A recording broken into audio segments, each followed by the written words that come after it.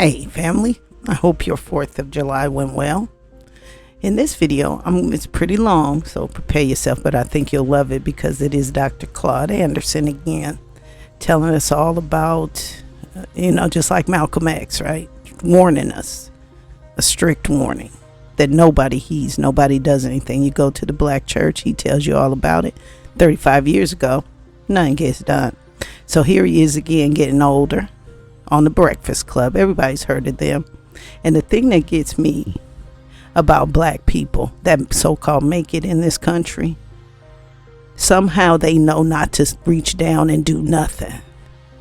They'll have Dr. Claud on their shit, right, to make themselves look good. What's their theme? It's time to wake up. Well, they didn't wake up after they had Claud on there. They didn't wake up and say, okay, well, we're going to help you do this, that, we're going to wake up people in Washington because now we hear you as young people. These are young people. Now we just going to just look good and keep it moving. This the shit that gets on my goddamn black nerves. All they got for us as black people, once they make it, what? Some alcohol, some gummy bears. And what the hell is Oprah doing? You see what I'm saying? It's time over for that shit. It's time to make these people, I'm not going to endorse you unless you doing a LeBron. Unless you go into some neighborhoods, hopefully your own in some poor black neighborhood, and lifting it up.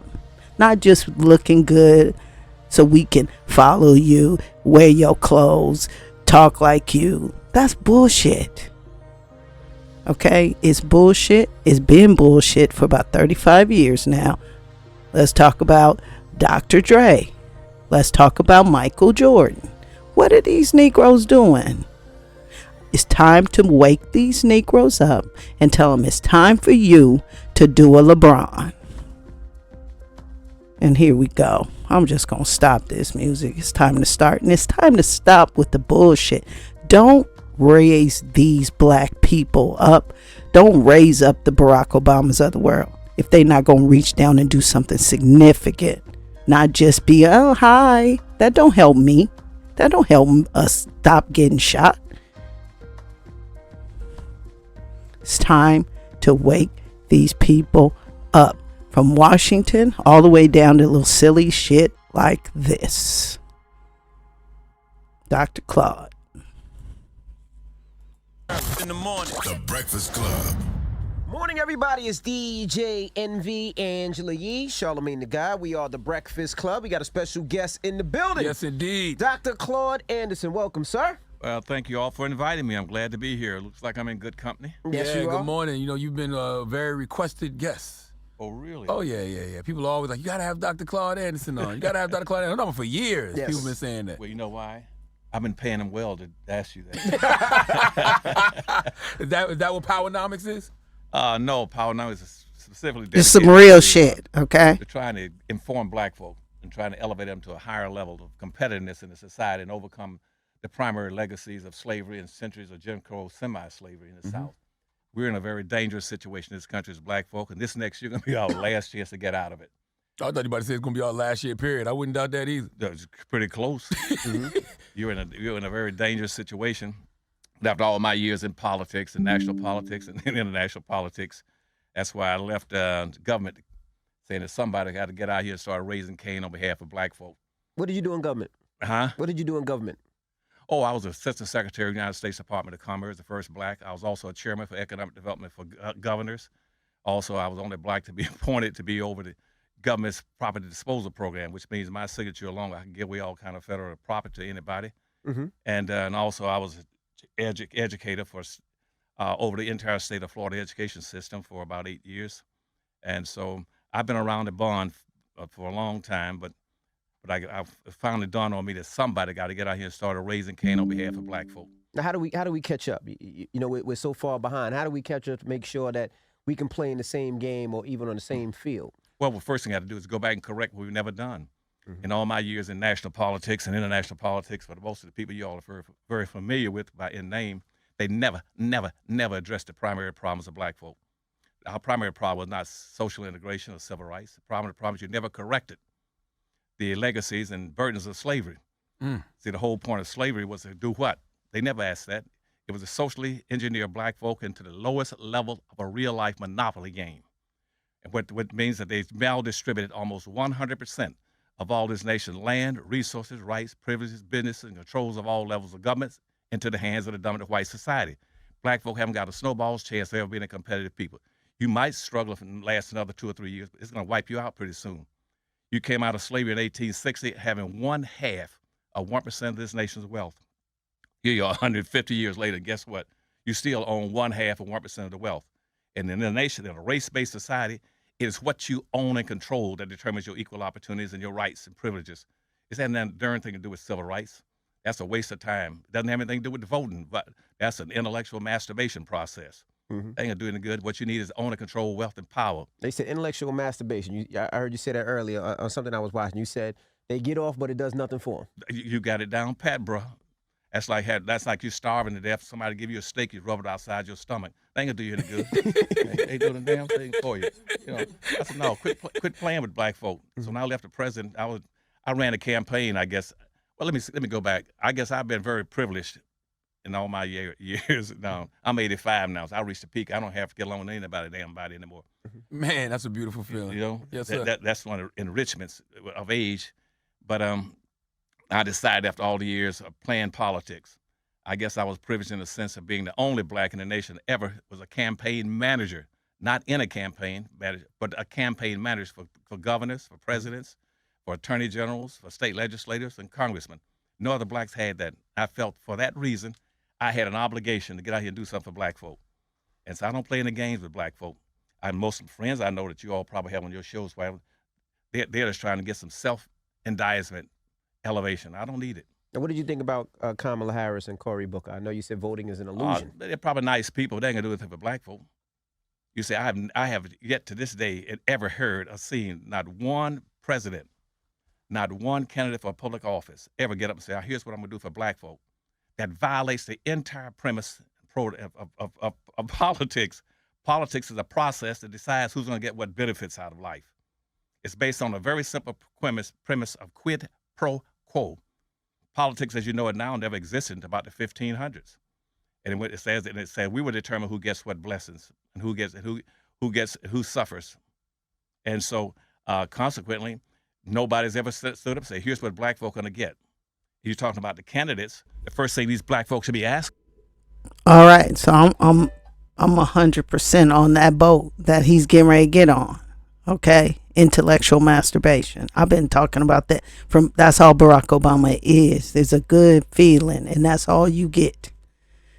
Okay, so this is very true, and this is the way that the game is played in every country, especially here in America. You get your people to the country, then you get together and you make money as a people. You buy up communities, you buy up homes, you buy up land. So once you have a community, you have a voice in politics.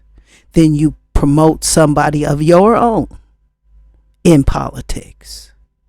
That political person does just what he's getting ready to talk about right now. They protect you through politics. We have these fools, just like he said. They ain't gonna do nothing. Cory Booker ain't gonna do nothing. Kamala Harris ain't gonna do nothing. Barack Obama didn't do nothing. Nothing real, but intellectual masturbation. And we need to make it stop. It's not what candidate you're gonna represent or gonna vote for. Who cares? What you should be asking is, what are you gonna get? What are you voting for? That's right. What are you gonna get in exchange for your vote? That's right. What do you get? What are you voting for? What are you gonna get? Mm-hmm. If you ain't get the damn thing, why are you voting? And see, black, and not one candidate in all the years I ran campaigns, not one candidate or one president or one party, political party, neither the Republican or the Democratic Party, Libertarian Party, the Green Party, not one has ever promised that if I get the black vote, here's what I'm gonna do for black folk.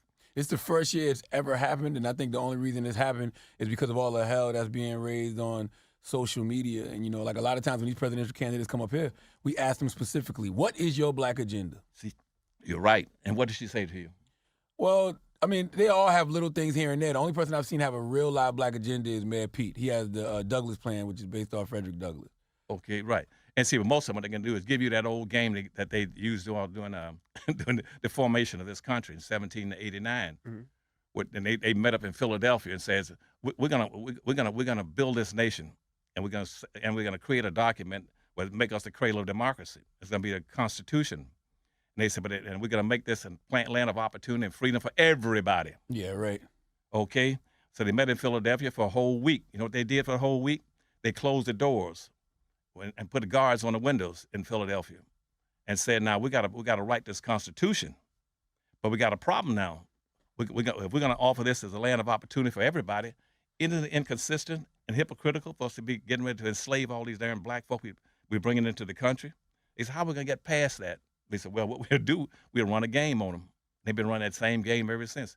What we'll do in the Constitution, we use very broad and ambiguous terms.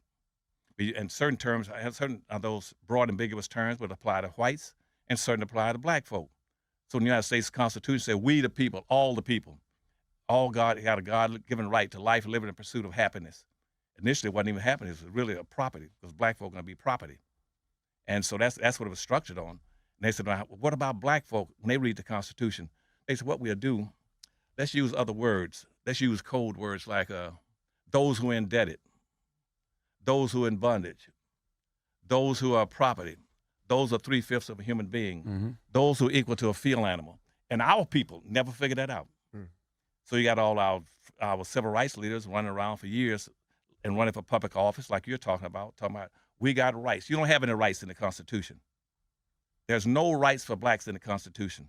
The United States Constitution in 1789 was strictly the first affirmative action plan in the country, strictly and solely for whites. And those who later on could pass for whites. That's what it's about. And black folk are the only people in this country that can't pass for white. And when I left the White House with President Carter in 1970, the Office of Management and Budget says, we're now gonna make everybody in here that comes into the country, we're gonna start qualifying them as being white. See, up to 1970, as an example, Hispanics were always white. They were always whites. But what happened in 1970, I was over education for the state of Florida at that time, and I have the dubious honor of writing the second affirmative action plan in the United States, but the first one for black folk. When I wrote the affirmative action plan, it was approved by the governor and the state cabinets, the systems, but I didn't write it for minorities and poor folk, those broad terms, when people of color, and for diversity, and for gays and lesbians and midgets and humpbacks and one-eyed people. I wrote it strictly for black folk. So listen, is there any way that blacks can correct the resource imbalance? Yeah, you can. See, and you start playing the game. That's why my second book, I wrote the first book called Black Labor, White Wealth, and which Ebony Jet calls the second Bible for black folk around the world. It sells all over Europe and into Africa. That was to show you every technique, every trick, every custom, every policy that the major white society used to lock black folk into a lowest level of a real life monopoly game. And they maldistribute all the resources, period. It showed us that in very graphic terms. I think you got to have a copy of that bottom book over there. Yes, sir. Black Labor, White Wealth. That's what that was for. We got dirty little secrets. We got more dirty little secrets. Right. Okay. Thank you. Now, and this is what they call it around the world. They call this the second Bible for black folk. It shows you exactly what happened to you, and that you have no rights. And power. I follow that with powernomics. Oh, it's behind you. Yeah. There you go. Boom. Oh, okay. Yeah. And this is a national plan. What was the question you just asked me? I ran past it. You asked me. How do we catch up as black folk? How you catch up? This is a national plan for black folk. It says a national plan to empower black Americans, period. And what you first thing you got to do, to make it long story short, you got to have what you never had in this country. That's a group self-interest. You've been inculcated and coordinated and brainwashed and believing that you got some obligation and responsibility to save the world. You got to save everybody first before you save yourself. Now, I'm a pilot. I don't fly anymore because I'm too old to be flying. But one of the first things I would tell people on my plane as passengers, the first thing you do, if we lose cabin pressure at 30,000 feet, we don't have any cabin pressure at night over 10,000 feet. If you lose cabin pressure, a panel over your head will fall down. Right. When that mask falls down, the first thing you all should be doing is putting the mask on yourself. Quit trying to save everybody. Why has always got black folk marching, trying to save it? We're marching for gays. We're marching for women. We're marching for poor people. We're marching for the handicapped. and yet you only control 1/2 of 1% of wealth. You haven't got a snowball's chance. And in the end of slavery, as I said, you had 1/2 of 1%. Guess what? The average white person at that point in time had 3,500 times more wealth than the average black. That means that 99% of everything in this country was in the white society, and it's still in the white society. I don't care from Vermont all the way to California, San Diego. 98% of everything of value is locked in the white society. 87% of it's frozen, locked into white society. You can't get it out. So all you got to compete for is about 13% is up for grabs. Mm. And if black folk don't learn how to compete for that 13%, you are through. And right now, that's what's happening around the world. You see all these, we're going to implode in this country. Same thing happening in Germany with the Jews. And there was a book out called Hitler's Willing Execution to say the same thing. When certain kind of things began to happen to you as a group, you better be very careful. And they wrote that as a big, thick book, and about what's going to happen. And they started exterminating the Jews. Why? Because you got a group now that you all don't know about called the Council of 300. What they want to do now is say, we got too many people on the earth, and we're going to start losing resources. There aren't be enough resources left. We got water. We're going to have water shortages coming. And when water shortages come, what follows that is food shortages. Right now, 20% of the world is suffering from water shortages. We're going to start having water shortages in this country. We have water shortages and have food shortages. So what the council and all these rich people on the earth are saying is that we got to start getting rid of some of these people. We're going to start with the non-producers. Now, who are the non-producers in America? The only people in America that produces absolutely nothing except sweat is black folk. That's real, though. I get what you're saying. I feel you. No, you understand what I'm saying? Yeah. I mean, right now, all of our people that are supposed to be successful, guess what? The only thing they produce is sweat. They're running with balls, football, basketball, baseball, tennis ball, golf ball, singing and dancing, producing sweat. Nobody's buying any damn sweat. And how are you going to feed yourself? Right. You don't produce anything. We don't have any industries.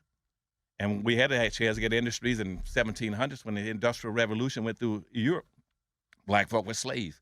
When the Industrial Revolution went through America in the 1800s, we were still enslaved. We own and control absolutely nothing. You don't think that's changing now a little bit? Oh, man, no. It's getting worse. As a matter of fact, let me give you a difference. Right now, we got all these people that you're running for public office talking about. We gotta look for eradicate poverty. You cannot eradicate poverty. Poverty is a fixed. It's a given. It's a given.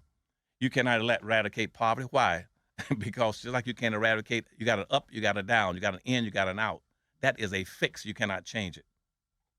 And they always got people want to eradicate poverty. What you should be saying is leave poverty alone and go down and try to figure out how to get black folk out of poverty. Don't be trying to eradicate poverty. Leave poverty alone and get blacks out. And see, so what we need to have more equality. On a race-based society, you cannot have equality. It's impossible. The whole point of a race is a contest. That's right. See, a race, you all don't go to the Kentucky Derby to try to have all the horses being equal, do you? No, you want one to win. You got it again. You're a smart man. you want to see who comes in first, second, or place. Right. And so yet in a race-based society, why is it called a race? Race never started, never existed on the earth until the 1500s. See, and that's when it started. That's where racism comes from. They didn't pick racism just out of thin air. It's a social construct. It's a social construct. Yeah. It's a social construct. They started, what we're going to do now that Columbus discovered America, you got in 1492, we got a lot of land over there. It's pretty much vacant. And we need to go over there and try to get that land. And what they said, well, let's go back. How are we going to do it? And they said, well, let's see. Back in about 1446, we had a guy named Henry the Navigator that went around the coast of Africa, and he picked up about 16 blacks, Africans, and brought them back to Europe, gave them to the Pope in the Vatican. And the Pope said, we use these as slaves. And so the Vatican used blacks as slaves.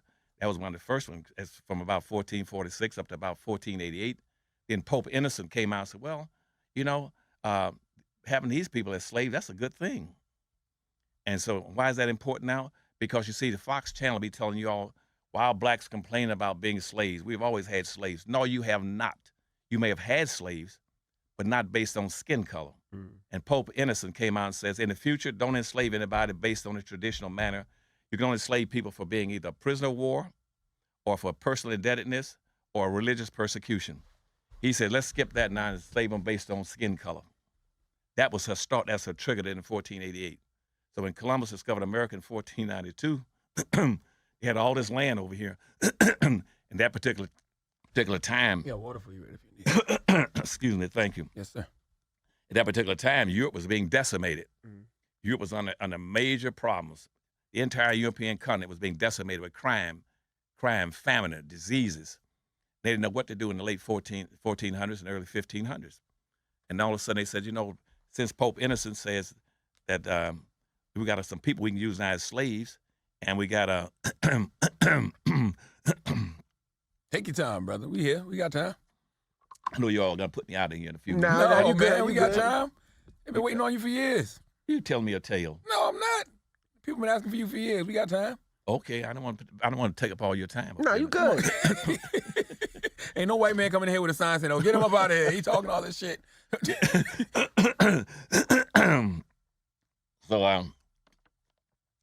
So when Columbus discovered America, they had all this land, and Pope Innocent said, use these people. Let's have a new form of slavery.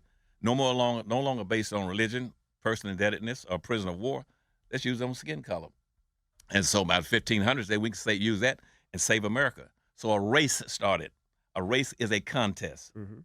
That contest started between 9 European nations. Portugal, they all said, let's get in the contest so we can go to the Americas first and capture all that land and build wealth. That's what they came here for. Mhm. Now, you all get by that stuff about they believe in about the Constitution, but they came here for religious persecution. Nobody came here for no damn religious persecution. They came here for happiness. Nobody can get on a damn boat and sail across the Atlantic coming to America for happiness. They ain't that stupid. They came here for enrichment. Every tourist immigrant came to America. They came here for personal enrichment. That's what they came here to get values, resources, and they started bringing. So all these countries were competing to try to capture Americas and build it up for enrichment.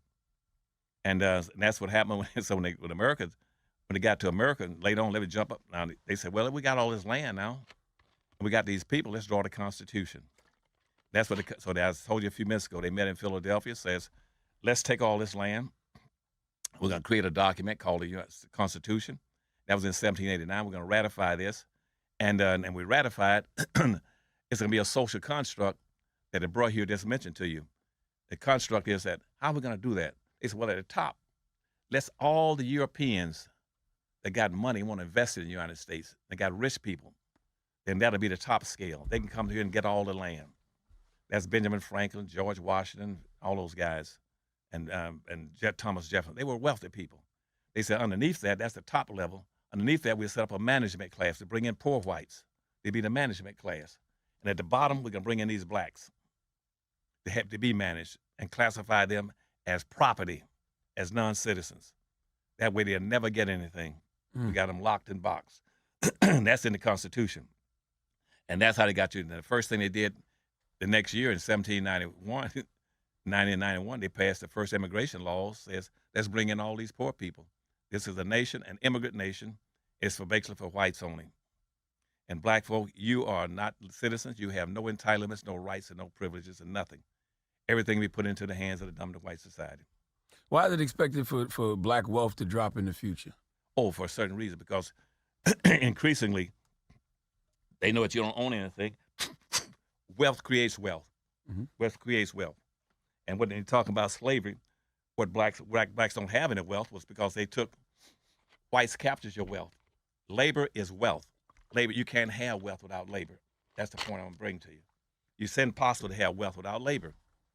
And so in the 1500s, they said, well, that's what we're gonna do.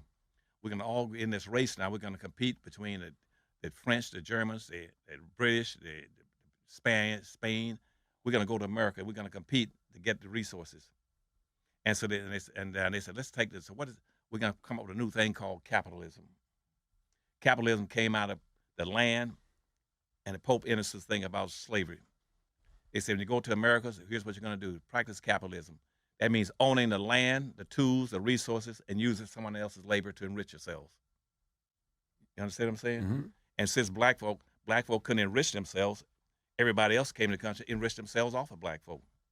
They took your labor from you, and then everybody became rich for it. And that's why when slavery ended, as I said a few minutes ago, the average white person had 3,500 times more wealth than blacks.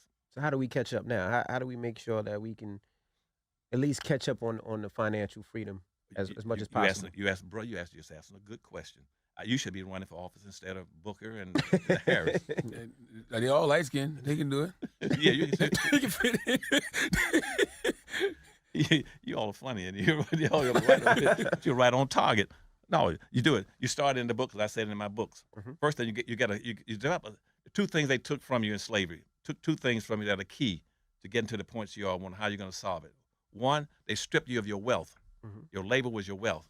You never gained anything from it. They got it and captured it and spread it around. And that's like in resources. For instance, land. Everybody coming to the country got land but you, as a race. When they said we're going to start building wealth based on land. And George Washington was the first one says, well, if you're going to, all the wealth is going to be in the land, I want 100,000 acres of free land. And then Thomas Jefferson said, well, if he's going to get 100,000 acres of free land, I want 100,000 acres of free land. Then Patrick Henry, you all read about in your history book, that said, give me liberty, give me death. He also said, hell, give me some land. I want 65,000 acres of free land. And so what the white society did while blacks were being enslaved, they gave every immigrant coming to the country, as soon as his foot hit the ground, he picked up over 750 acres of free land per immigrant. Then for every slave they owned, they got another 150 acres of free land. And so after about 100 years, this country had given away over 2 billion. They gave away 2 billion acres of free land to immigrants. Now why is that? Now that's where your wealth is. Now in that land, not only the value of the land, but in that land, what do they have on? They got timber, gold, chrome, magnesium, gold, silver, oil. It's resources. Resources. Yeah. That's the resources. Blacks don't have any resources. So when you came and say, I want 40 acres on a mule, they said you got to be crazy. I'm not gonna give you 40 acre mule. We just gave away 2 billion. We're gonna give you anything. And other Europeans came in about the same time with 1862. They gave this away, and all the newcomers, you're gonna get 150. And coming from Europe, you cross the Mississippi River to develop the Western countries. They gave away 20. They gave it 20 in 24 hours. They gave away over 2 million acres of free land. They started railroad lines, 11 railroad lines. They gave them 24 million acres of free land. But blacks never got any land. So what we're gonna do now to play the game to answer your question, we got to go for resources. But the two things that are hurting us, we don't have any resources because they stole that. The second thing you don't have is they stole your social cohesiveness. You mean as far as like unity and group operation? That's right. That's okay. Right. They did not allow you to play the game, to be together, come together. That was a threat. It's intimidating. It was intimidating during slavery. It's intimidating right now for black folks to start talking about coming together. Because from what you said, if we got 13% of whatever we're fighting over, makes it seem like it's not enough for everybody. That's right. It's not enough. It's the survival of the fittest. Who is the survival of the fittest and the strongest. And so, that's where they made the biggest mistake. They took black folk and misled the wrong way. Went into social integration rather than trying to get the resources. Rather trying to get resources. Well, when Dr. King was pivoting to go get them resources, that's when they killed him. That's right. That's why. Did you hear that point? Say it again. When Dr. King was pivoting from civil rights and civil liberties to go get that money, that's when they killed him. He was organizing the Poor People's Campaign. That's right. Yeah. They killed him then because you know why? Because Martin Luther King, right before he got assassinated, 3 months before that, you know what he said to the country? He said, I got to admit, he said, I think I made a big mistake. Yeah. He said, I think I've led black folk into a burning building. Burning building, yeah. You remember that? Yeah. And because he says, he said, you cannot have social integration unless you have economic integration. And you cannot have economic integration unless you do what? Unless you redistribute some of these resources into the hands of black folk. And that's when they killed him. Yes, sir. We ain't gonna turn it loose. What did you think of Barack Obama being president? Barack Obama is a joke. Barack Obama didn't do a darn thing for black folk. As a matter of fact, he hurt black folk in 2 ways. First of all, he had 8 years to do something for black folk, but he carefully and judiciously involved and judiciously avoided doing anything for black folk. And most of my white friends told me in politics, and I was always with president governors, they say, hell, we would never have voted for Obama if we'd known he's going to do something for black folk. We knew he would never do anything for black folk. And so, but that's the first thing. He never did anything for black folk. But he used that old thing that they did in back in Philadelphia in 1789. He used very broad, ambiguous terms. I'm the president of all the people. They like to say a rising tide lifts all boats. That's a stupid thing. Yeah, because black people boat got a hole in it. That's right. It's in the bottom of the damn lake. Yeah. See, but black folk, well, if a rising tide would lift all boats, if a rising tide would lift all boats, why isn't all these immigrants coming here and building industries and businesses and blacks were slaves? Why didn't they rise? Because they were excluded. Black people are outside and underneath the system. You're outside and underneath the system. And so they don't let you come together. And how they stop you from coming together, since they wouldn't let you coalesce during slavery, they come up with this whole concept called social integration. Social integration is a divisive issue. It divides you. It doesn't pull you together. It's a weakening process. You understand what I'm saying, bro? Mm-hmm. It weakens you. If I put a cup of coffee right now in front of you and pour cream in it, do I make it stronger? Hell no, you make it weaker. That's right. So black folk went for social integration. I've always asked, has integration helped to harm the black community? I think it harmed. Knocked the black folks' brains out. Black folk had 100 times more before social integration hit. See, I'm old enough to tell you all that. You all not old enough to know that yet. Mm-hmm. When I was a kid, see, we had something. We didn't have the resources we needed as much as we needed, but we had something. We had one of the things that's key to get to your question about where do we start. We had communities. We had communities all over America. In every city had a major community. Here, Harlem, places like that. We had our communities. We didn't have everything we wanted, but it was ours. Yeah, we only hear about Black Wall Street. Sometimes you hear about Bronzeville in Chicago. Right. I can't remember the town in North Carolina, but we don't hear about that. They were literally those communities all over the country. That's right. Well, Sweet Auburn and Atlanta, Georgia, that's had all the big hotels, fine restaurants, and everything. In North Carolina, what you're talking about now, see, I grew up in Winston-Salem, North Carolina. Let me use that as an example. Mm-hmm. I grew up in Winston-Salem, North Carolina, and we were looking for this social integration. You know why? Because we had our own businesses there. We had our own businesses. My family was a part of one that had the only black bus line in the entire United States. The only black bus line. And when I say we had a bus line, I'm not talking about 2 or 3 buses. We had over 500 buses. Wow. In Winston-Salem, North Carolina. And guess what? We had that from 1927 up to about 1967. In Winston-Salem, we also had our own cab companies. We had our own restaurants. We had our own hotels. We had our own school systems. And the bus lines, an example, we know what killed our buses? Right. Social integration. When all of a sudden, you all started talking about Rosa Parks and Martin Luther King going down to Alabama, want to integrate the bus lines. Integrate whose bus lines? White bus lines. What they want? They didn't want to own and control and get the resource. They just want to sit on the front of it. Yeah. Now, you tell me, what does that indicate? Now, if you want to get on the bus, and what you want to do is just want to sit on the front of it. Mm-hmm. Now, if the bus is moving, then the back of the bus will be where the front of the bus will move in a fraction of a second. And everybody gets off at the same time. And so in Winston-Salem, we had our own buses. And so when that movement was successful in Alabama, it came up to Winston-Salem. And blacks in Winston-Salem says, we want to ride on front of some white buses. So we said, we don't have any white buses. They said, well, we'll get some so we can ride on the front of them.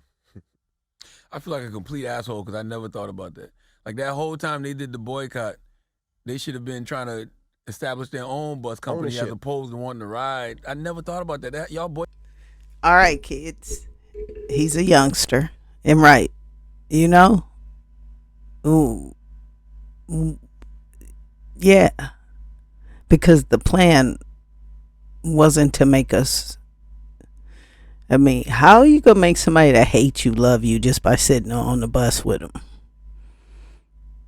And yeah, let's go back to something they said before. Yeah, that's why they killed Dr. King. Because he's like, yeah, I led my people into a burning building. Meaning, yeah, getting all the civil rights, but no money. As we can see, it's the money that cleans up the ghettos. It's the money that sends your kids to college. It's the money that helps you do extra stuff, you know, for your grandchildren and for your children. It's the money that helps you start your own business. Let's go. Boycotted for a year just to want to ride on the front? See, you're a smart man. I never thought about that. I'm so stupid as But you got it now, yeah, right? Yeah. You said, no, what difference does it make with them sitting on the front or the back? See, on in our Safe Bus Company, SAF, you can go to your computer and find out about the Safe Bus Company in Winston-Salem. See, we own the buses. Mm-hmm. We own the resources. All of our mechanics was blacks. All of our drivers were blacks. Electricians was black. Everything was black. And so they said, well, we just want to ride on the front of their buses. We had 2 cab companies in Winston-Salem. Mm-hmm. Guess what? As a resource, whites had 3 cab companies. No, they had 2 cab companies. They had the Bluebird and the Yellow Cab. We had the Harris and the Camel City cabs. But guess what? When that integration movement started, what they wanted to do? Blacks didn't want to ride black cabs anymore. They wanted to ride in white cabs. Mm. In Winston-Salem, we had our own movie theaters. We had the Lincoln and Lafayette. There was a Lincoln and Lafayette theater in every major city and every black community in America. Mm-hmm. And whites had 3 movie theaters. They had the Farsight, the Carolina, and the State Theater. We didn't care, but we had our own movie theaters. And so guess what? Blacks didn't want to go to the black theaters and want to go to the white theaters. We swear white ice is cold. Sure did. And you might not believe this, but I saw that happen once, though. I'm going to jump off what I was talking about over a second. I was in Tallahassee, Florida, giving a speech down there, and I'm standing on the street corner talking to a black real estate developer there. I'm talking to him, and I noticed across the street there was a black guy on a grocery store over there. And the guy pulled up while we were talking. We just watching like we're talking now. He pulled up, went over to the parked in by that grocery store, went over to the ice machine, opened up the ice container, pulled out a bag of ice, looked at the ice and rolled it around, looked at it, then put it back into the machine. And then he turned right around his car, backed it up, and came right across the street where we were to a thing called Jack's Liquor, and went and got out of his car and went into the ice machine.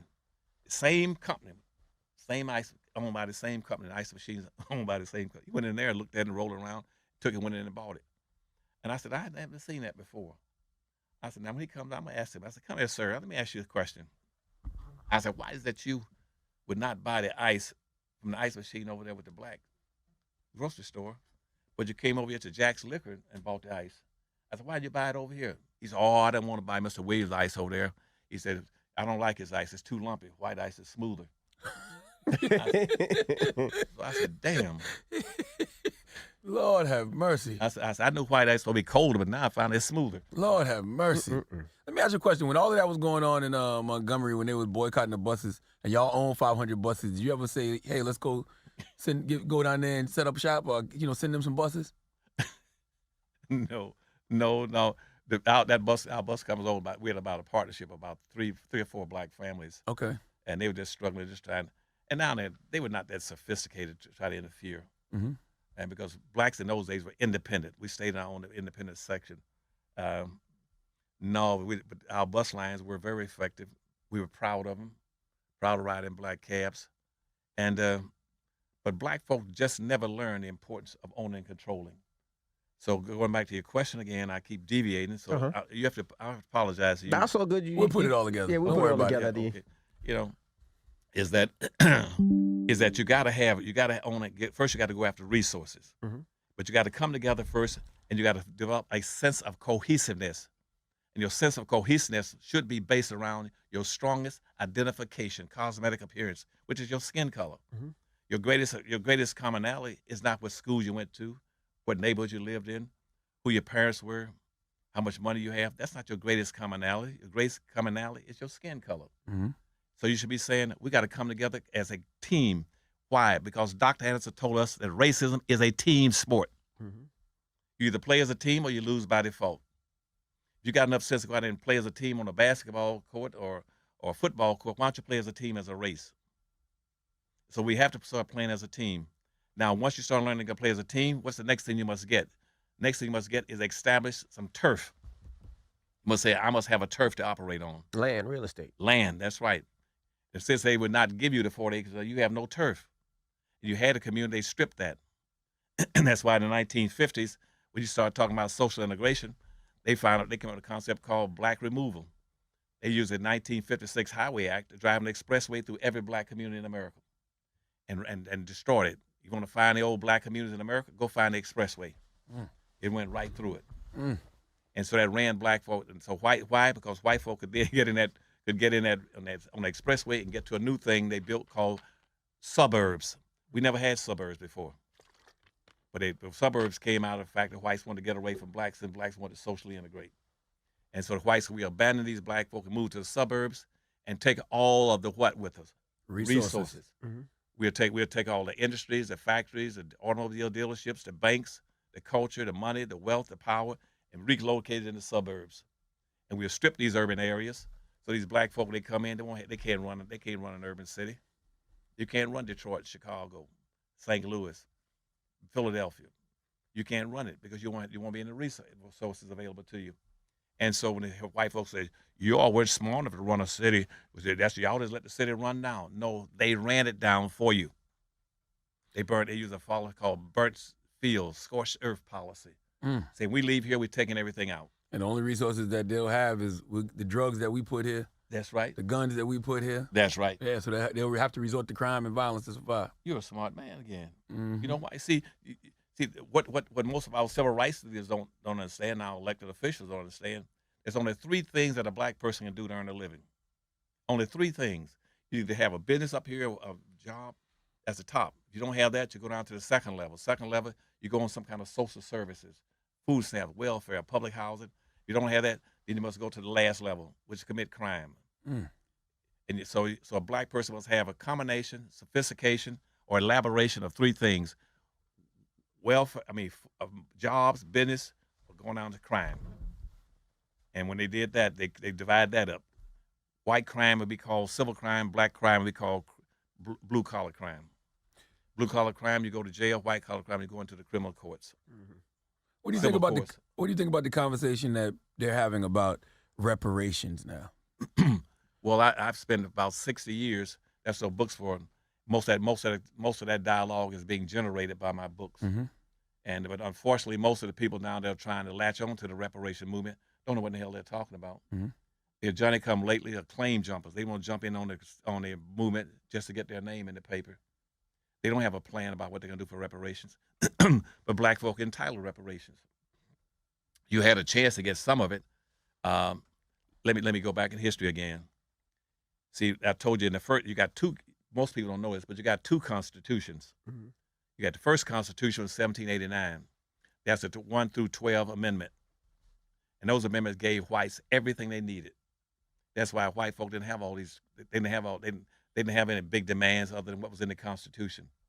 So from 1789 up to 1860, the first Constitution was in effect, Amendment 1 through 12. But what happened after that was that in 1857, go back about 3 years, you had a black man went to court called Dred Scott. Are you familiar with that? Yes. Sure. He went to court trying to get some freedom based on the fact that he moved across state lines out of the South. He thought he was going to be free and went to court. And finally, the Supreme Court ruled against him and said, no, you cannot free. Why? He said, why? And it's basically because in this country, because you're considered to be property. You're property in the Constitution. You're a citizen. You're not non-citizen in the Constitution. You have no rights. You have no rights. So therefore, a black person has no rights that a white person is bound to respect. And that was in 1857. So when the Civil War was over, after the Civil War was over, what they wanted to do, you had some white Republicans, liberal ones, saying we got to go back and give black folks something. We got to give them something. And so they said, we're going to start a second constitution. The 13th, 14th, and the 15th Amendment and the Civil Rights Laws constitute a second constitution of the United States. 99.5% of all the people in America don't understand that. They don't understand you got 2 constitutions. The first constitution was the one that 1789 all the way up to the amendments 1 through 12. 13th, 14th, and 15th Amendment, that was written strictly and solely for black folk. But I never had any black folk yet. The Harris and the Bookers that run for office, they don't understand that. Mm-hmm. That they should be fighting, saying, we got 2 constitutions. If I get elected to public office, I'm going to go back to that second constitution and try to get those things that were set aside for black folk. And what was that? The radical Republican says that in 1860 in the United States Congress, that in this nation, black folk can either be 1 or 2 things. You're going to be slaves or you're going to be free. To be free in America as black people, you must minimally have 40 acres and a mule. That's what and $100. That's where that saying came from. You must have 40 acres and a mule and $100. And but what happened after that was said, then you had the guardians of racism kill it. The United States Supreme Court is a guardian of racism. The Supreme Court is my primary purpose is to make sure nothing changes racial issues in America. That's why the United States Supreme Court has never ruled effectively to the benefit of black folk. And so as soon as they enacted the 13th Amendment, the 14th Amendment, and the 15th Amendment, and the Civil Rights Laws. And the Civil Rights Law says that black folk must have certain benefits. They set up freedmen banks and everything else. But the United States Constitution came in and killed it. Supreme Court came in and killed it. You ever heard of what's called period of Reconstruction? Reconstruction was? Between 1865, it was a 10-year period between 1865 and 1875. It was called Reconstruction. Now, what I tell black folk. Okay. There is no one on earth that is black that should answer no to that question. We have to stop the presses right there, black people. So I need you to watch me every day. I'm going to have something for you every day. Because that's why old people like us are, we don't realize that because we know this history and we know our black leaders just avoided it. Well, our people got killed. Okay, so we on to a couple new generations after that. Those people just been sitting on their asses. And so now we're here. And the black kids need to know their history. I'm thinking we're going to have some changes if we can get people to know this shit. Is that you should be saying, why did they call it Reconstruction? It was reconstruct. What reconstruct? What do you mean by reconstruct? The first Constitution was a social construct that locked you into the bottom barrel permanently. Reconstruction that took place between 1865 and 1875 says redo the thing, give black folk a chance. And it's supposed to go on forever, but the United States Supreme Court jumped in and killed it in 1875, and it only lasted 10 years. They came in and said, no, we're not going to give black folk anything. Set them free with no land, no rights, no privileges, no tools, no animals, no house, no homes, no organization, no education, no animals, nothing. And tell them to root, hog, or die. And that's why Trump right now is stacking your courts with conservative Supreme Court justice. Over 160. That's right. People haven't even realized that yet.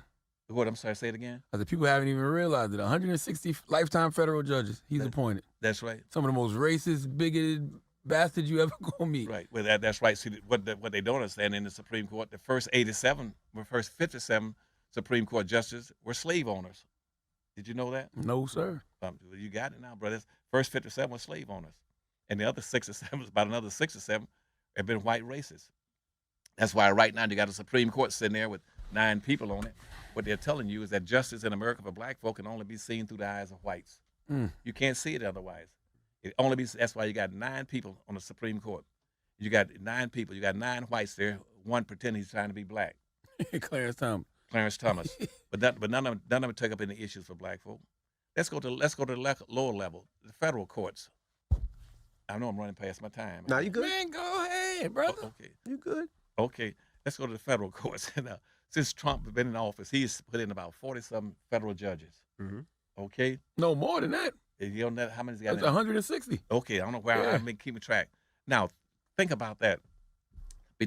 I've been giving you all a lot of dates. The Constitution, 1789. Remember that?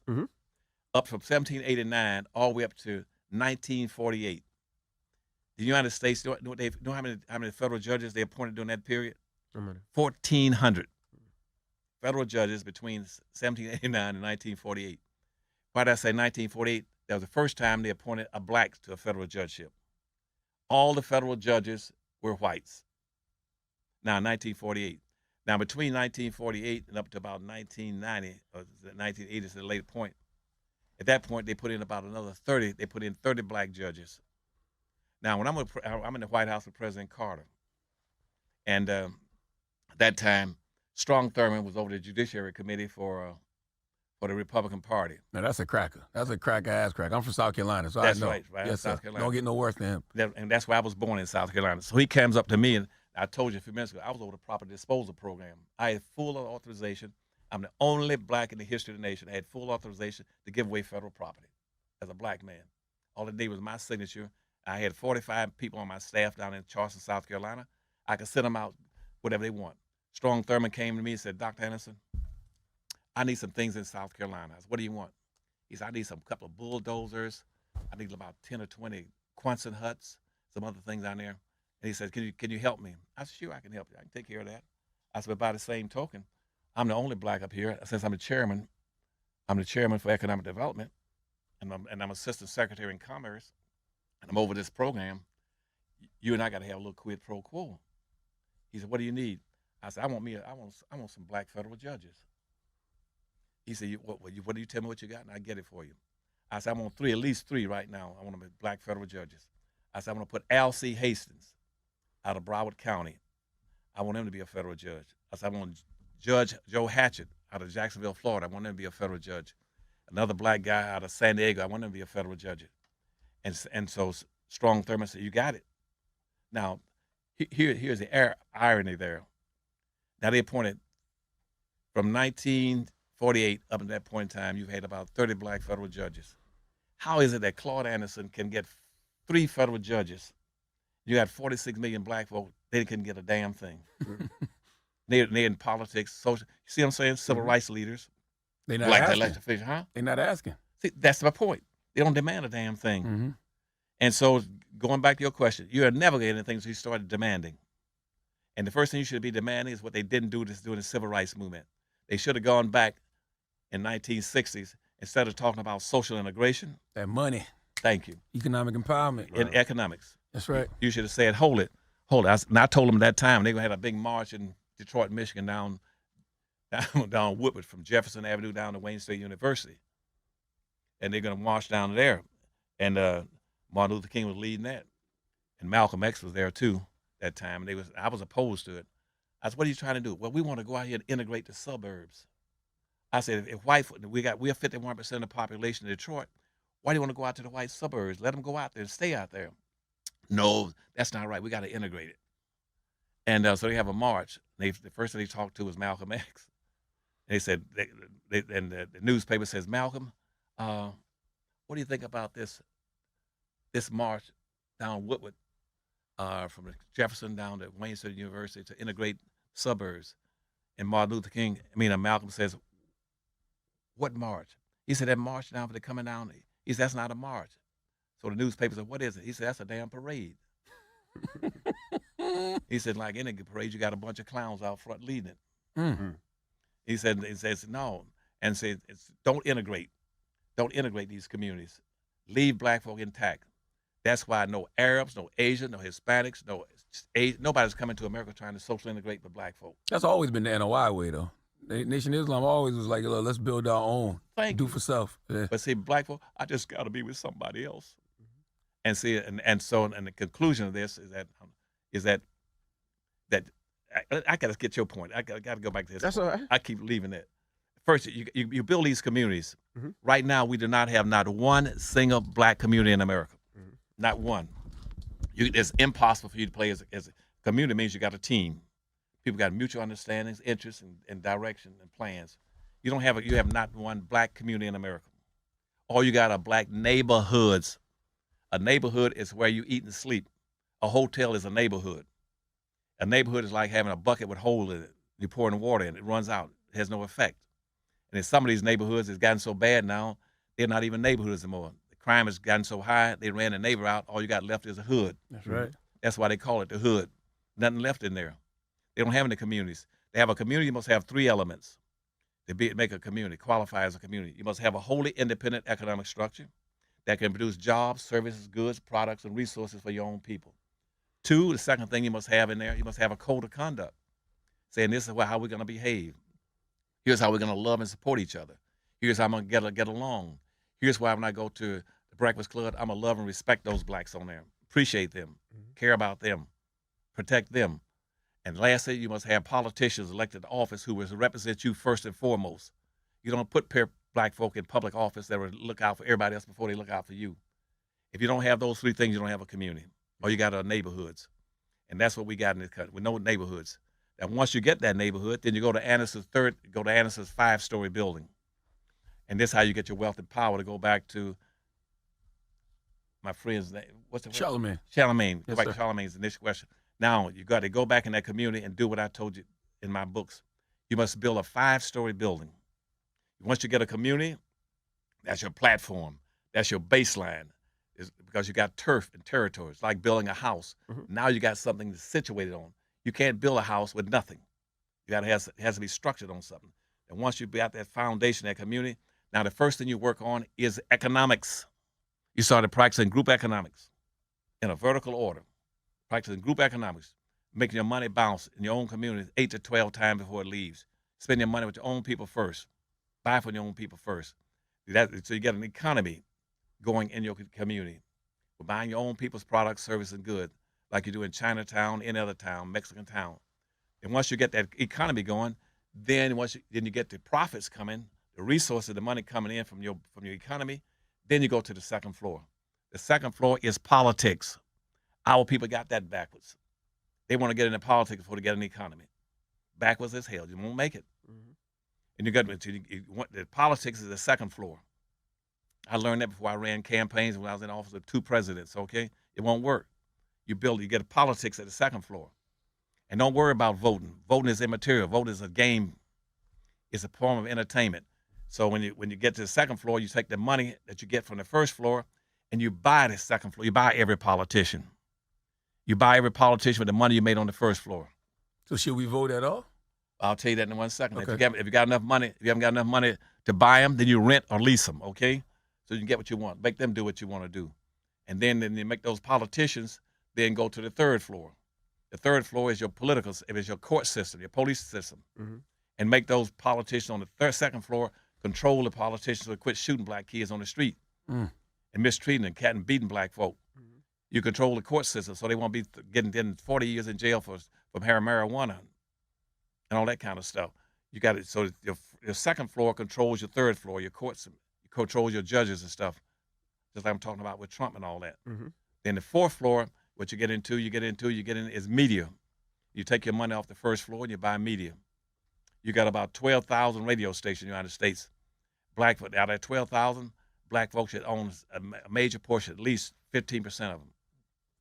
You got 12,000 cable systems. Blacks don't own it. Basically, none of them hardly. You have 5,000 daily newspapers. They don't own a damn daily newspaper. You got 5,000 TV stations. Blacks might own one someplace or two at the best. You don't own. In other words, black folk own 35 thousandths of 1% in media. You don't own media. You can't communicate. You can't organize. You can't motivate. And so that's the structure. If you want to build your wealth and power, that's how you do it. You and once you build that economy, spend your money with your own people, make it bounce 8 to 10 times. In this country right now, Hispanics. Let's take Hispanics. Hispanics bounce their money on an average of 6 to 7 times in Mexican time. Little Havana, little Cuba. White folks typically bounce their money 8 to 12 times. Arabs bounce Arabs and Asians bounce their money about 13 or 14 times. Jews bounce their money about 18 times. Black money doesn't bounce once. As soon as a black person gets paid, he runs straight to somebody else's business and gives them their money. That means they go bankrupt every night. Every black neighborhood goes bankrupt every night at 7 o'clock. Stays bankrupt until the next morning. They don't own any damn businesses. When the white man or somebody else closes their doors, they go bankrupt. So, well, we overcome and we're progressing. Wait, where's the progress? Oh, someplace. Well, we got social progress. Now, let me jump back to that a second. I was born in South Carolina. Let me show you how they got off track. I still got time, bro? Yes, sir. Yes, sir. Okay. Let's go back to South Carolina. McClinton, South Carolina, way back in 1948. They filed a lawsuit. You know why? Against the county and the state. Because they were not appropriating the resources in McClinton, South Carolina, strong thermos territory. They weren't appropriating anything. And so for the average black kid, they put in $1.50 for a black child to go to school on an average. For white kids, they were getting $12 to $13 to go to school. And so there was a misappropriation, maldistribution of the money just to go to school. Black kids get $1.50, white kids get $12 or $13. That was the first thing. White kids are riding to school on buses. Black kids walked in snow, mud, rain, anything, bushes to get to school. Teachers are getting something. Black teachers get something like $6 or $7 a week paycheck. White teachers getting something like $25 or $30 for a day for getting paid. Everybody, and we went to school. Guess what? All the best materials. A black child got to school in McClinton, South Carolina. He spent the first week of school with big art gun erasers cleaning up the books and materials because whites sent all the old used materials over to the black schools. And then you had to spend your whole first week taping up the pages in the book, cleaning them up, wiping them down, getting all the trash off of them, the gum, the food, and everything else. We got the hand-me-downs. White kids got all the new equipments. When we went to school, we walked past the white schools. Guess what? White schools had tennis courts. When the black schools had, they had 2 poles with a piece of wire between it for a tennis court. White schools had swimming pools. You know what we did? We had to go down and dam up the creeks. We swam in the creeks by damming up the creeks and swimming in them. We had swimming holes. White kids got everything. So what the Clinton, South Carolina black parents are saying is that we want equal resources. We want resources. That's why I focus on this as a forensic historian. We wanted resources. We don't give a damn about nothing else. That lawsuit was filed about 1948. It bounced around and finally got to the Supreme Court by 1953 and 54. At that point in time, as the Supreme Court, here comes the NAACP. And what they wanted to do then was to say, well, let's have social integration rather than redistribution of the resources. And that way, we don't want anything black anymore. Let's get rid of all the black schools. Let's get rid of everything black. And so that's how the social integration replaced. What black folk wanted was desegregation. Stop using government to mistreat us and hurt us and maldistribute the wealth. And when I took over education for the state of Florida, I asked the Department of Education. What are you going to do what does social integration mean to you in Florida? What are you going to do with the schools in Florida? They said, Dr. Hans, what we're going to do, we're going to close down all the black schools. We're going to fire the black teachers, fire the black counselors, fire the black administrators, bus 75% of the black kids into white schools, and put the other 25% of the black kids in the special education classes. I said, that's BS. And I had to fight, and here comes some of the civil rights organizations. Dr. Hans, you were interfering with social integration. I don't give a damn about social integration. That's a negative.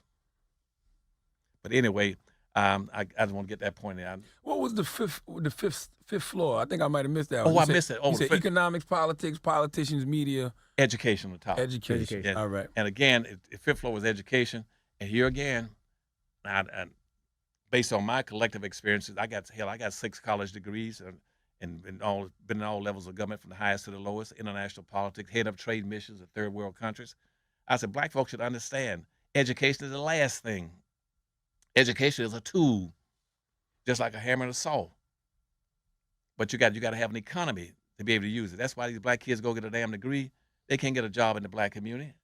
They got to go back to a white community, somebody else's community, to somebody else's business, and ask for a job. And once you do that, white people place the value on what your education is worth. That's why I can go past McDonald's and Burger King, got black kids there with master's degrees, mopping floors and working as clerks with degrees, college degrees in Burger Kings and McDonald's. You understand what I'm saying? Because they got master's degrees, but they mastered nothing. And so because we don't have an economy. See, when a kid graduates from school, the first thing he should be able to go back to his own community and start building businesses and industries and drawing money into his community and holding it. And see, the Asians learn that way back, and they learn it very quickly. That's why they come in, they figure about after 5th year in school, meaning after they graduate from the degree, they work at a job, 2 or 3 jobs, by 5 years. By the 6th year, they're going to have their own factories and industries, businesses. Right. That's why 1 out of every Asian has a business. 1 out of every 35 whites have a business. 1 out of every 53 Hispanics have a business. only 1 out of about 105 blacks have a business. Wow. Well, we appreciate you joining us in this great conversation. Man, listen, Dr. Claud got all of this work if you need it. Okay? That's right. Black label, white wealth, more dirty little secrets. Sure. Get the camera on this. Hey, we got it. Dirty little secrets. We got the camera on. A black reader. You got it already? Powernomics right here. If you want to get more from Dr. He's Claud so Anderson, cute. he got plenty of information to give. Dr. And Claud. see what I want on those books. I wrote those books for a very specific reason, that I need help from you all. There you go. I can't get them into the school system. Really? Yeah, because every state has a book selection committee. It's all white. And whites are basically homicidal, not suicidal. They ain't gonna put it in my books. They're not going to kill themselves. They ain't gonna kill them. Yeah. We're gonna tell the blacks how to practice group economics. Yeah.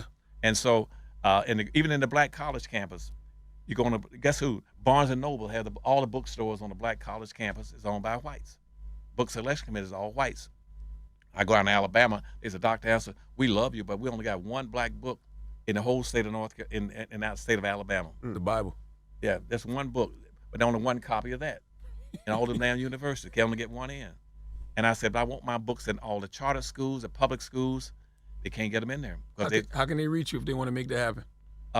See, I need y'all to make it happen. Y'all just raise cans and say, hey, there's no way, for instance, Marcus Garvey and Malcolm X academies, they were using the Dirty Little Secrets books there. See these Dirty Little Secrets books here? Yes, sir. Yeah. See these 2 books? There are over 1,000 short stories, factoids in here about things that people never knew about black folk, but black folk achievements. They show you that nothing on this earth in the United States has happened that black folk did not either cause or not indirectly involved in. So this is right in time for Black History Month. That's right. February, they should have all of these in charter schools and everywhere. That's right. But they got a group called Syngate that controls what goes into black college campuses. And see, now I had 2 radio stations, but right now I'm involved in that anymore. I need somebody like you all to say, no, our black kids need to have a better understanding of history. Absolutely. Y'all understand? Right. I know y'all don't want to do that. But No, of course. why wouldn't we? I got my man Steve Perry. He's over at charter school. My homegirl Stacey Shells. He's a superintendent in Chicago. You know what I mean? So Good. yeah, like definitely. We'll definitely reach out. Okay, can I count on you all to just raise some hell, demand something? Yes, sir. Absolutely. Absolutely. Well, having you on radio is going to start, and we're going to need you to come up here more frequently. It's going to be it's black educators watching this right now saying, yes, we need those books in our school That's right right. now. Thank you. And tell them black kids that right now, it was up until 1948, no white author would put anything about blacks in books. Wouldn't do it. That's why when I examined all the books in the state of Florida, I said, you got to change this. That's why I got lawsuits right now, 1866 Indian treaties. And I found out most black didn't know that those Indian treaties were for black folk. And even though Obama, every year he was in office, he called 564 white Indian chiefs that come to the White House, give them everything they want. Is that why you use the term Native blacks as opposed to African Americans? That's right, Native blacks. And I want to help all blacks on the earth. But if you don't use the word Native blacks, you shoot yourself in the head. Gotcha. Because if you say African American, the first human beings came out of Africa. Anybody on earth that comes to America is an African American. You can be white and come from Europe tomorrow. You're an African American. That makes total sense. And that's the first thing that hurts. So you can't. That's a very, very broad term. Who's an African American? Anybody can be an African American. Okay. Secondly, why is Native American important? Because this nation owes black folk. 98% of all the black people in America were here before 98% of all the other people ever arrived. Those native blacks, and the reason I say native because they took them out of Africa, they stripped them of their Africanness. They took away their names, everything, their culture, their history. Then they had a seasoning process for a slave. 3 months was to break him in to being a slave, that he could no longer be identified with African anything, that he was just black, period. But see, and so the government right now owes black people, native blacks. They don't know African. They don't know African anything. If you say you're an African American, whites say, shoot, I don't know. We never enslaved in Africa. We enslaved some blacks. We got in here, but they weren't Africans. We stripped them of an Africanness. And the last thing, your blackness is your honor, your culture, your history. That's right. It's you see what I'm saying? It's your experience. That's right. And we had a very unique experience that makes us exceptional people. That's why I say it's a privilege to be black. That's right. It's an honor to be in this melanin. That's right. You just tell, as long as you live, you remember me telling you this day, that you are a special people. Nobody has been mistreated, maltreated like you all. Now, any immigrant came to this country has never been subjected to what 460 years what black folk are subjected to. Don't say you. See, one of the biggest lies being told is that, we're all together and we are, and everybody coming to America has contributed equally to the development of this nation. That's a lie. Black folk were the ones, the economic engines that drove the development of this nation. You're the one that built the bridges, the roads, the highways, picked the cotton, the rice, the indigo. You understand what I'm saying? That's right. Nobody else here out working out there but you. They said, well, white women, they're a minority too. They were in the house with the white man. They co-own, co-control, co-influence, and inherit 100% of everything the white man had. It ain't about gender. Don't get confused about talking about gender issues. Don't mix gender with race, with blacks. A race is a contest between the white man and the black man. Period. But they're going to try to confuse you by saying, well, we got the 14th Amendment. That's for everybody. No, it's not. It was for black folk. The 13th, 14th, and the 15th Amendment was strictly for black people. 13, 14, 15. 15th Amendment and the Civil Rights Laws. Those Civil Rights Laws were strictly for black folk. But again, they diluted it down, and I'm going to conclude now. They diluted it down by saying this, that after the Civil War was over, the North said, we're going to bring in all these immigrants into the country, and they don't want to go south. They want to go west and develop the West. And the South said, yeah, and for us, now that the Civil War is over, we're going to give amnesty to all the Confederates soldiers. And not only give amnesty, they should be shot as terrorists, since the southern states, the Confederacy, were terrorists in America. They should be castrated and lynched for being terrorists, for having attacked this nation. Those same red states are the same red states now that are voting that are backing Trump. That's the same Confederate. They were the first terrorists in America. They're still terrorizing America, still terrorizing black folk. But instead of... With this in mind, make sure you definitely watch, and there will be 4 parts of our Reconstruction videos that, thank God, PBS allows us to put on YouTube and give comments to, so you can share your thoughts, because this is real. And the thing we have to think about as he's about to end is that, if you up on this game, then we need to be implementing the 5-point plan. Basically we've been left in the dark and we got to start over. It's really just that simple. Punishing them, the North says, look, we're going to give you back your land, and if you want the blacks, you go ahead and keep them in the South in 1860. And that went in the South. So we need them because even though we got the land back, we got back all the land after we attacked the nation, we got back everything, but the land is no good unless we have a labor class. And so the North says, the Northern whites say, you can have those blacks back again. And he went into what we call Jim Crow segregation or peonage on the black codes that locked those blacks into semi-slavery for another 100 years and used them down there from 1860 up to 1960. And that's why when they came out, they should have gone after redistributing the wealth and resources instead of messing around with social integration, civil rights. That's not going to help black folk. Your opportunities in America, define about what you own and control. I want you all to get as much money as you can get. My Powernomics says that poor people cannot help poor people. Y'all got to get some money and resources. And once you get it, then try to help your people. And the last point is, don't let anybody tell you that black folk are racist. A black person cannot be a racist. It's impossible in theory and practice for a black person to be a racist. Just because you focus on your own people doesn't make you a racist. A black person, only a white person can be a racist, or a member of the person that controls all the wealth and resources can be a racist, that he can use it to shut down, enslave, Jim Crow segregate, mistreat people. No black person in America has that kind of power to do anything to anybody. He cannot be a racist.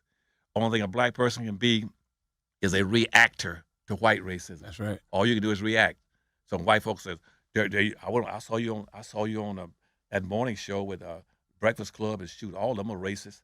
They can't be racist. They don't have the power to. They can't enslave white people. There's nothing you can do to white folks. But Dr. Claud, we appreciate you. Well, I'm gonna leave y'all alone. Y'all are too tough for me up here. I appreciate you, Dr. Claud. You invited anytime to come back up here.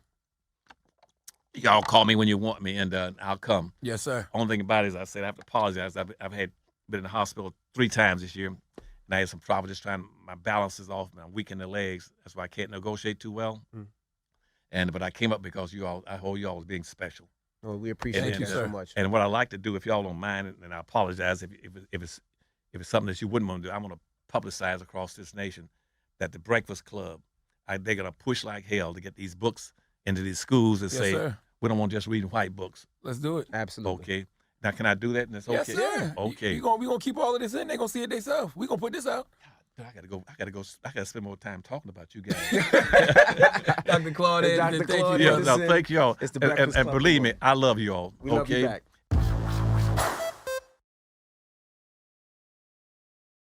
Okay, so now it's a few years later. When was this? I'm not quite sure. Did they keep their promise? But who cares? Because we will. I hope you enjoyed. Give me your thoughts, and let's get started on building the wealth. Step number 1, my other life is in construction. You want to learn? It's for free. See you soon.